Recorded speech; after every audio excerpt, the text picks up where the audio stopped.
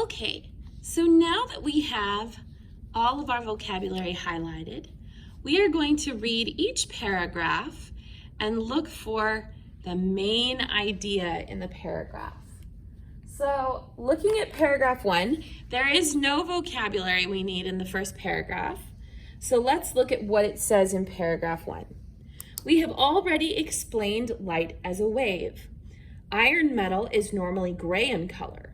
If you place a piece of iron in a fire, it glows red hot. As the iron gets hotter, it gains energy and changes colors. The wave model of light could not explain this phenomenon. Scientists had to come up with a different explanation of light. So here we have an example of the stove burner. If you have one of these old-fashioned burners, it's grayish in color because it's made of iron when it's off, but if you turn it on, it starts to glow red.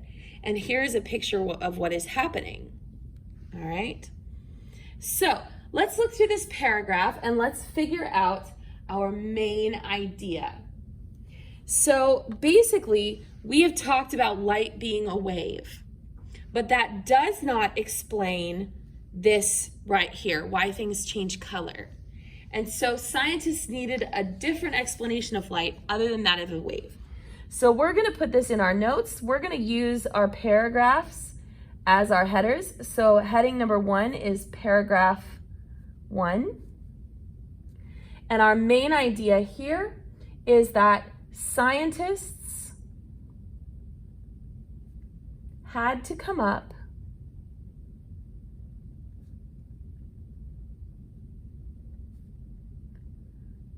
with a different explanation of light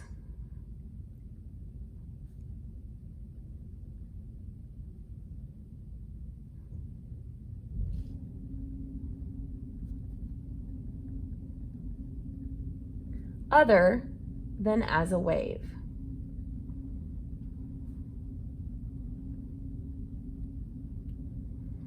Okay, and paragraph 1 is super short, so that's really all the information we need from paragraph 1. So let's go ahead and make our next heading, and let's look at paragraph 2.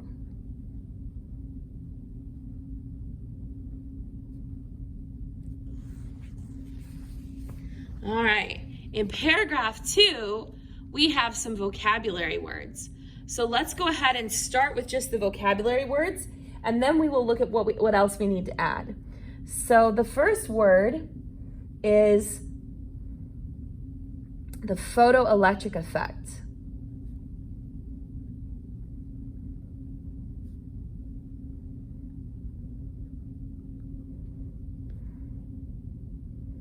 So when high frequency light is shined on a metal surface,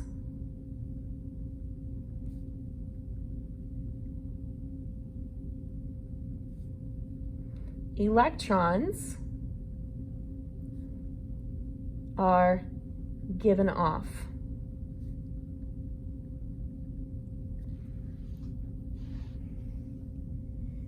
The second vocabulary word we have, let's go ahead and underline our vocabulary words to make them a little easier to find. The second vocabulary word we have is quantum.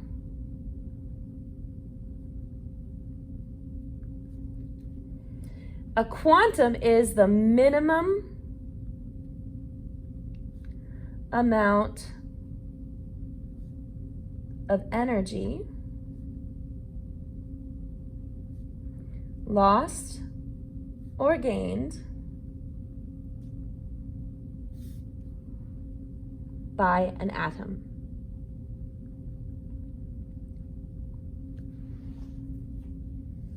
Okay. So now let's go back and reread paragraph 2, and this time let's look for our main idea. Ooh, that's super blurry. Hold on. There we go. In 1900, Max Planck began working on this new explanation of light. When he shined a high-frequency light on a metal surface, he noticed that electrons are given off, or emitted. This phenomenon is called the photoelectric effect.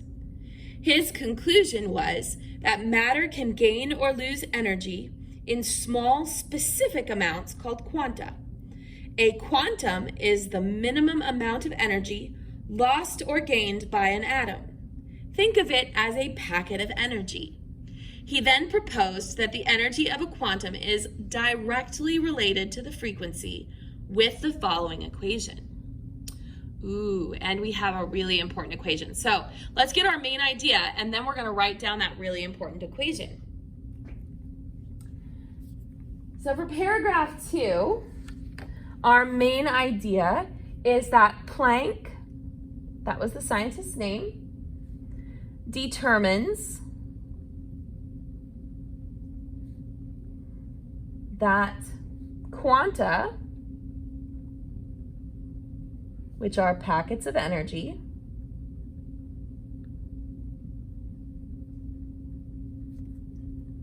can be lost or gained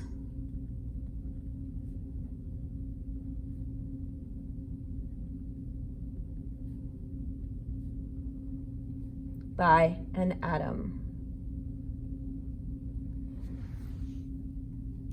All right, and then the last thing we want to do is we want to get this really super important equation, and we also want to define the variables. So let's write that down. We have the equation E is equal to H times F, where E is the energy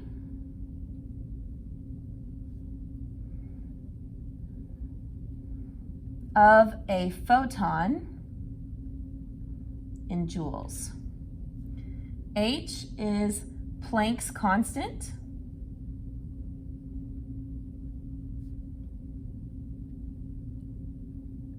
which is 6.63 times 10 to the negative 34th joules seconds.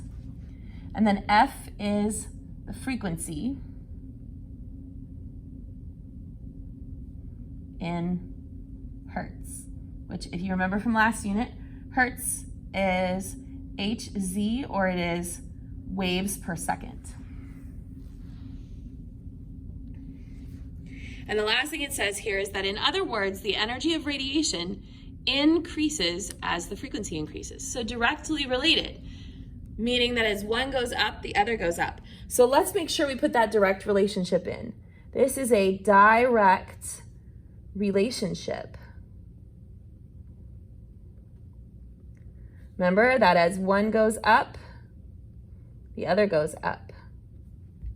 As one goes down, the other goes down. That's a direct relationship.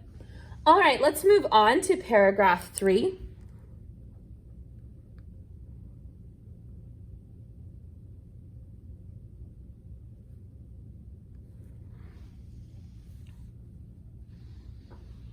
In paragraph 3, we do have a vocabulary word. So let's start with that vocabulary word.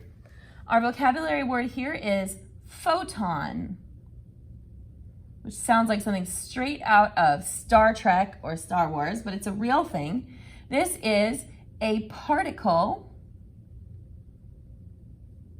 of light with no mass that carries a quantum of energy. Okay, so let's go ahead and reread paragraph 3. And let's look for the main idea here.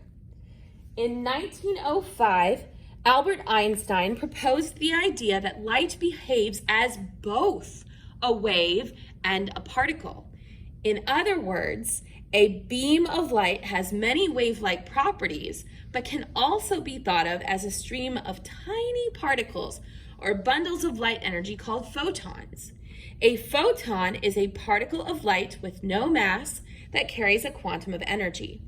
The energy of the photon must have a minimum value in order to release or eject the electrons.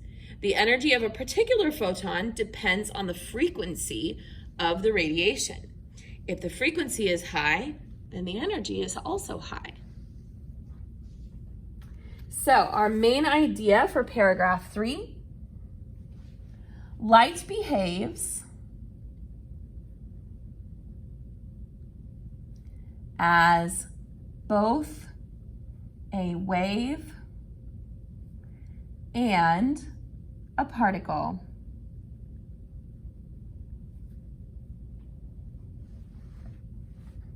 A particle of light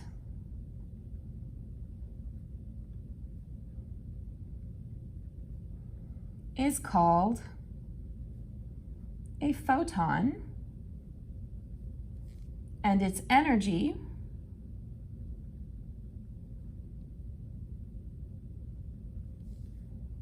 depends on the frequency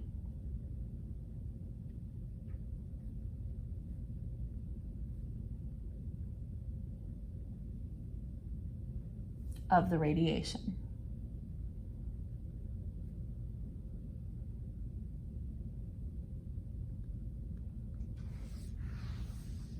Okay. All right, let's move on to paragraph 4. Again, here we have some very important vocabulary, so let's start with our vocabulary.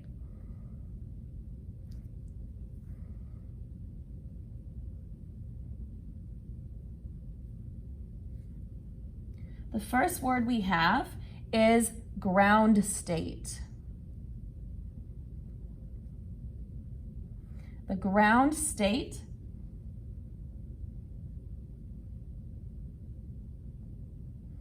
is an electron's normal energy level. The second word we have is excited state.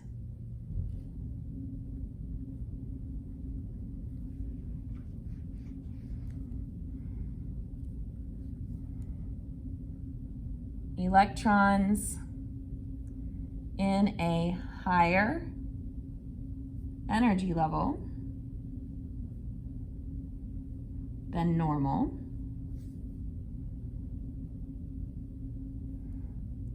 due to added energy. Okay, so now let's read paragraph 4 and let's look for our main idea. Have you ever wondered how a neon sign works? Have you ever been to a 4th of July fireworks celebration? We can excite atoms by forcing them to absorb energy. Atoms have electrons that exist at normal or ground state.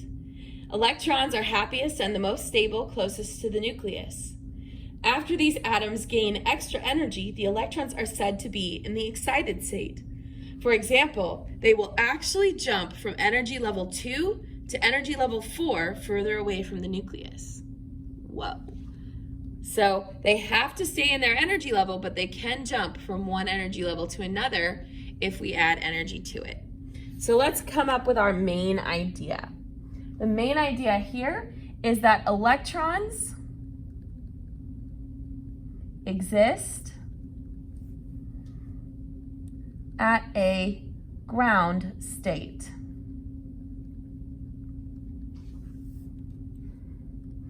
But can gain energy and jump levels to an excited state.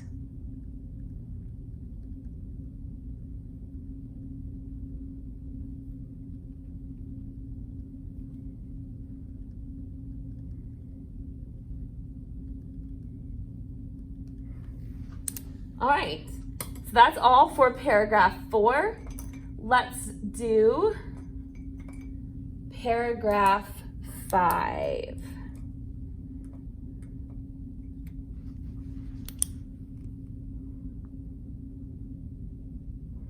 And again, we've got a couple of vocabulary words. I am running out of room on my paper, so what I'm going to do is I'm going to grab an extra piece of notebook paper. I'm going to keep going with my notes here. and then I will glue it to the bottom of the page. That way all my notes here are on the same page, even though I ran out of space. Okay, so in paragraph 5, let me bump this up so you can actually see what I'm writing. Let's look at our vocabulary words. We have the atomic emission spectrum.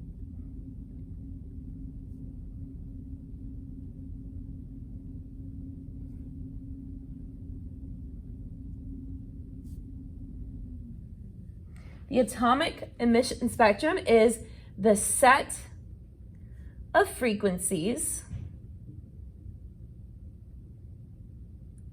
emitted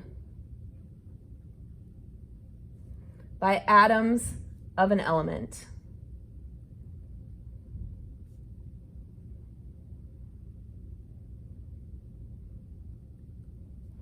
Our second vocabulary word is a spectroscope.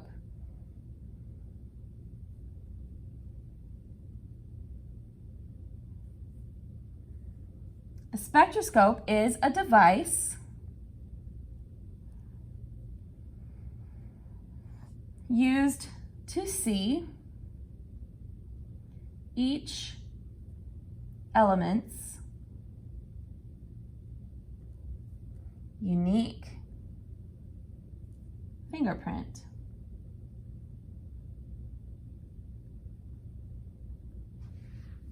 Okay, so now let's read paragraph 5 together, and let's look for our main idea in paragraph 5. Once they are there, the excited state. So we have our electrons up in the excited state, they've got lots of energy, they're up here. Once they are there, they realize they aren't supposed to be in such a faraway place, and they need to go home. Whenever an excited hydrogen atom falls back from an excited state to its ground state, the electron drops down to its lower energy level and emits a photon, remember that's a packet of light energy, of radiation. When atoms release energy, they each release a unique fingerprint of light that is different from every other element. The further they need to jump, the more energy that is lost. The color of light emitted is directly related to this distance. This unique fingerprint is called an atomic emission spectrum, the set of frequencies emitted by atoms of the element. For example, if we hold strontium nitrate into a direct flame, the strontium atoms release a characteristic red color. Red is equivalent to low energy, meaning that the electrons only jump a short distance between energy levels. These specific wavelengths may be seen through a special device called a spectroscope, a device used to see each element's unique fingerprint. An atomic emission spectrum can be used to identify an unknown element. Scientists use spectroscopes to look at galaxies moving away from us that look red, known as redshift. Galaxies moving toward us look blue because of shorter wavelengths called blue shift. Spectroscopes also help us identify the elements on the surface of a sun, hydrogen and helium. Okay? So our main idea for paragraph 5. When atoms release energy,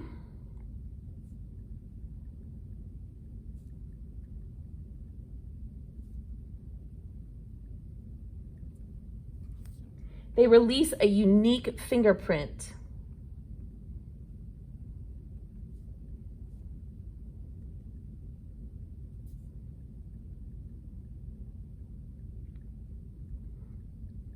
Which we call the atomic emission spectrum.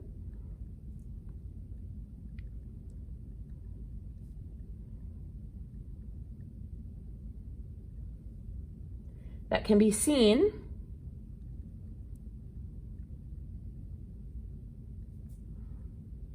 by a spectroscope.